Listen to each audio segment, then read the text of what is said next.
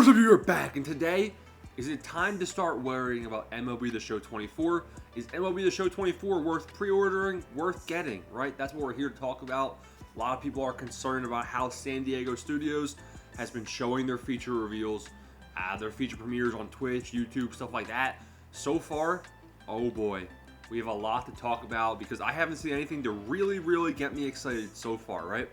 So obviously, by this time last year, we had already seen like gameplays, we had seen a bunch of reveals, we knew everything about the game. We had a whole tech test since there was new gameplay mechanics introduced in MLB The Show 23. However, this year, San Diego Studios decided no tech test needed. What does that mean? That means they're confident in their product, or perhaps because we have such an early release date. The game comes out in about 2.5 weeks early access. March 15th is the early access date. So maybe they just didn't have enough time to, receive that feedback and make a tech test. But more likely, we're going to see the same gameplay style as MLB The Show 23. If it ain't broke, don't fix it, right? A lot of people said MLB The Show 23 had the smoothest gameplay, in a while. And the fact that this game is still released on old consoles like PS4, which is what I still play on because I ain't rich. Join the Discord. We have 500 people in there. Become a member. Support me so I can get a PS5, please.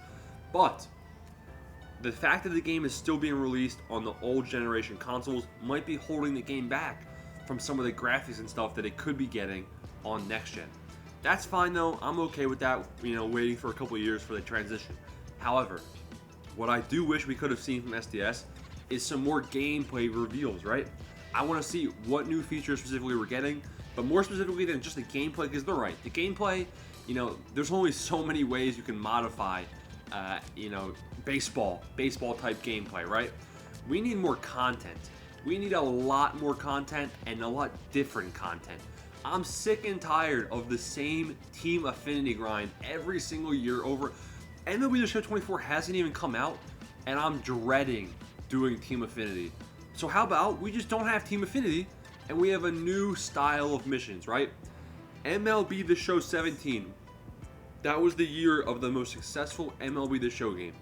And the reason that was the most successful year, the missions were so good. There wasn't any of this junk, right? You weren't gonna basically mindlessly grind like a zombie to earn players. You can literally see from my gameplay as an MLB YouTuber, the fading of interest in this game. First team affinity, we did a lot of it. Second team affinity, we did a lot of it, but less. Third team affinity cannot be asked, and then the game's just dead, right?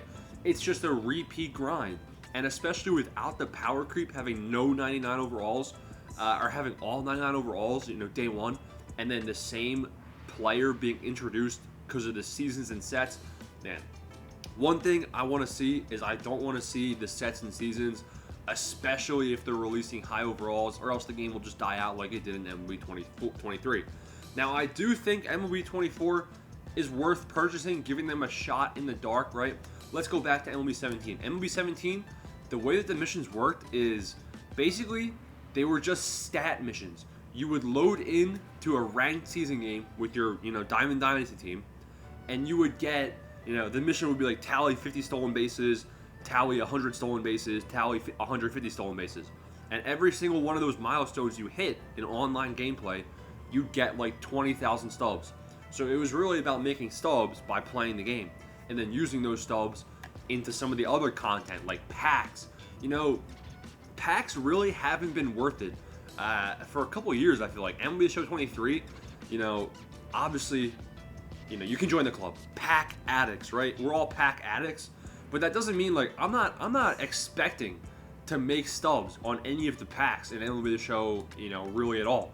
I'm expecting to lose stubs and maybe, just maybe, make stubs on a rare occasion, right? Like, it's just ridiculous. You can even see right now, this is an extreme case, but if I was to open one of these packs right now in MLB The Show 23, that just cost me 30,000 stubs. And if I go and I open this, I don't even know if that's the right pack. I'm pretty sure it is. You can see that no matter what, you're losing stubs. There's 20,000 down the drain. That's basically how packs go. So it really comes down to what content are we going to be seeing in MLB 24? Are we going to be seeing, some of these garbage zombie type missions that I'm calling them, right? I hope not. Are we going to see sets and seasons where the cards that I grind for in this zombie-like state, I think is detrimental to my health, honestly, in this zombie-like state doing Team Affinity. I swear. Are we going to see that? Because really, I hope we do not. You know, I don't feel like doing the grind over and over again. I want to feel, I want to, look at my team right now. Even right now at the end of MLB23, I'm still using set 1 guys, set 3 guys. This team's good enough. This team can win games, 99 overall. We're chilling. I don't even have to, I didn't even feel like playing after set 4, right? I want to just, you know, dial in and play ranked. I don't want to have to do the repeat grind over and over again. There has to be an achievement aspect. I built the God Squad. Now let me use it, right? So we want to see that. I really do think that this game has a lot of potential, and I'm hoping this. So the next feature reveal, well, let's talk about the features they actually revealed already. We have the Negro Leagues, a couple storylines, a couple of new players, and there's going to be content drops throughout the game's existence to add new players and new moments, right? Honestly, it's an L. It's an L because how many Negro League players do you see on my God Squad in MLB23? I get that it's good for the game or whatever, but it's not that attractive to a Diamond Dynasty type player as myself, unless the cards are 99 overall, which then defeats the power creep, right? I'd rather have the power creep than that. However, they are adding also Derek Jeter storyline. That also doesn't get me excited. You know why? I had like millions and millions of stubs in MLB23, and I didn't even want this 99 Derek Jeter. Yeah, he's got good stats, but honestly, I think his swing was not that smooth, so that has me concerned. And the Derek Jeter storyline, everyone's going to do it, right? But depending on the reward at the end, will it be worth it is the real question we have to ask ourselves here. So there's one feature premiere left. Listen, in MLB23, we knew so much about the game. The tech test drew advertisement from streamers, YouTubers, and whatnot, right? You got to play the game and experience it yourself. This year, it's just bad marketing. Because guess what? Let's say MLB20, so March 7th, that's the Diamond Dynasty reveal. They can reveal everything about the game, all the content. They'll probably even load up the game, right? If they don't reveal something crazy, then oh no, it's not looking good. It's going to be a repeat version of MLB23. Honestly, I don't see, a lot of people are asking about Road to the Show and franchise changes, modifications, making those modes different. So far, I have to be honest, it looks like it's just, you know, a roster update. You're basically paying for a roster update and hoping to God that the content grind structure is different. So we can all hope that, and hopefully we'll see on March 7th that there's a lot new, you know, content to grind. Now, if they do come out on March 7th and say, here's the new content structure, and it's good, it's nice, it's crazy, then why did they wait so long? Why did they wait until a week before the game to generate that hype, right? It just doesn't make sense in my head no matter what. It almost seems like no matter what, it's not a good move by then. But, you know, I also think they have a little bit of freedom with the fact that Xbox Game Pass players get this game for free. So they've already kind of, you know, they have that player base no matter what because they're getting the game for free. I feel like the PlayStation players, they know they're more loyalty players. They get the game every year. Whereas the Xbox players, that's a new, you know, revenue for them. And they already made that in a lump sum because those players get the game for free.